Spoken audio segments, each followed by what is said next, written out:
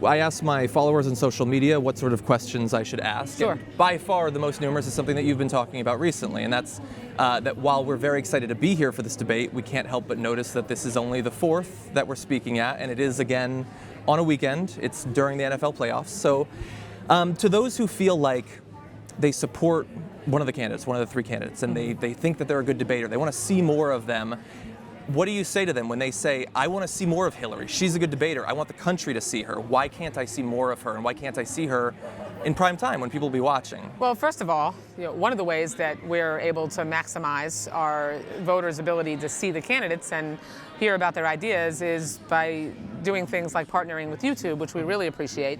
And you're live streaming the debate tonight, and that's going to expand exponentially the number of viewers that we're able to reach. But this was a very important weekend, and we intentionally, at the request of the Congressional Black Caucus Institute, South Carolina Democratic Party, and NBC, scheduled this debate over Dr. Martin Luther King weekend because they wanted and felt it was critical that the debate in South Carolina be scheduled over this weekend. And then when you had the tragedy from the Emanuel 9 occur, it became even more poignant and important. So the scheduling of this debate over this weekend was intentional. And then, the reality is that we have 6 debates, and 5 of those 6 debates are on broadcast networks. And there just simply isn't the kind of flexibility that the cable networks have when it comes to scheduling. They're not as willing to move their programming around during the week because they're, they are very committed to that. So, we're somewhat at their mercy when we work with the broadcast network, but they're free over the air, so we also have access to, because it's free, we potentially have more access to viewers. But I think it's important to note that we actually have set records with our debate watch viewership. We have had more viewership for our debates than 58 of the last 61 primary debates held in 2008 and 2012. So we've had no issues with viewership.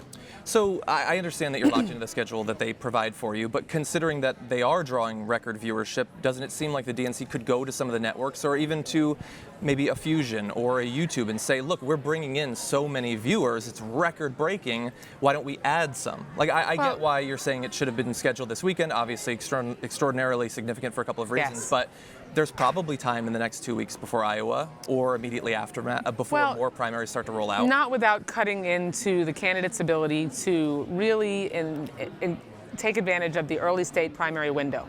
Keep in mind that these 4 early states, we create this early state primary window because these 4 states, their voters have an opportunity to kick the tires, to get much more up close and personal during this phase of the primary than the collection of Super Tuesdays through the rest of the months of the primary. And so the candidates aren't going to get that type of time, and voters don't get that type of opportunity as they do in the early window. And you have to come off the debate, the campaign trail to prepare for a debate.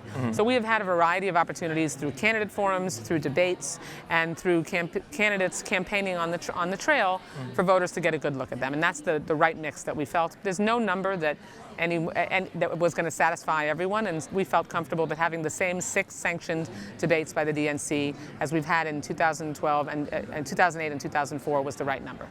Okay, do you feel any, I understand, again, the pressures of the scheduling and obviously to take a couple of days off to come here and debate, but on the other side, on the Republican side... Not just a couple of days off. They have to take time off the trail to prepare for the debate, and then there is, as you can see, a pretty massive logistical effort to put this on. So on the other side with the Republicans, where they've had a few more...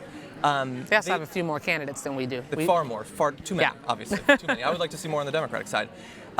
They have had, especially with Trump, they're constantly in the news, and I feel like whenever a debate happens, and they've had more, they generate millions of dollars in free advertising by the fact that the news shows for the next day or two are talking about what happened at that debate. So in at least some sense, do you regret that the Democrats might not be getting that free press? No, on the contrary. I actually am very proud of the way our debate schedule has played out. Like I said, we have had record viewership for our debates. We had 5 candidates initially, now we have 3. The Republicans had 17 and now they have 11 or 12. It's hard to keep track. Technically. But I don't think the kind of attention they're getting is good attention. Real positive for them. I mean, it's the best analogy I can use is, you've got a reality TV star that is leading their field, and I just want him to keep. I want Donald Trump to just keep talking, because if you remember when the Republicans issued their autopsy after they lost the 2012 election, they very clearly said, if they didn't do something to stop alienating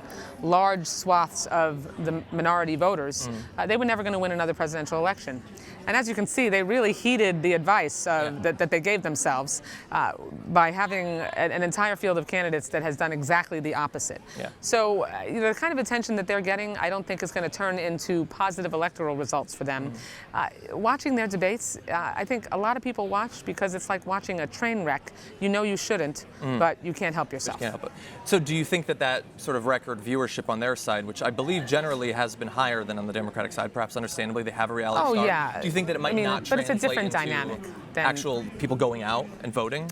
You know, I think this is going to be a close election regardless, and so our nominee and their nominee will have numerous opportunities, obviously, to be out, and will be drawing a very clear contrast. There won't be probably a more clear contrast than in any previous election like this one between whoever they nominate.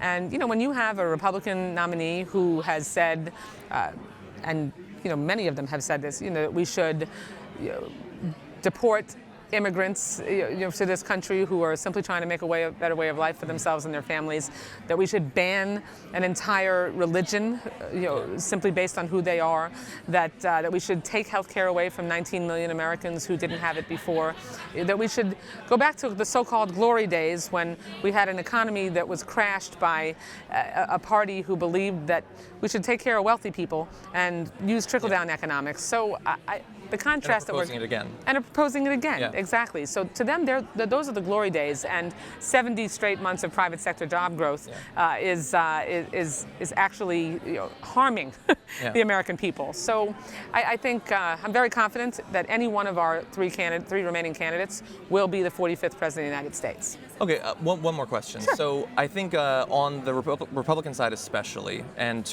in a slightly different sense on the Democratic side, you have not a majority, but a plurality of Americans who are angry.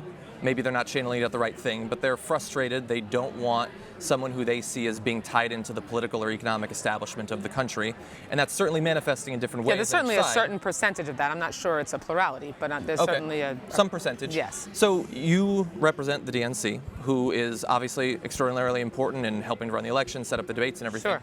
But how does the DNC see itself fitting into what could be eventually on the Democratic side, some version of what we see on the Republican side, this anti-establishment, anger at the economic elite, the political elite? Well, unlike the Republican field, we believe and agree that there is a massive wage gap that is unacceptable and that we need to take steps to do something about.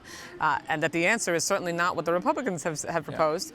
They all agree that we should pass more tax cuts for the wealthiest, most fortunate Americans, that we should continue to let banks grow, and that we should go backwards to those economic policies that got us into the crisis in the first place. Yeah. So I think the energy that we have infused from those that are frustrated, we're going to be able to take that energy and, thanks to the organization that we've had on, from all of our candidates, we're going to be able to take that energy once we have a nominee, when we unite as a party and, really get behind our eventual nominee for president, whoever it is.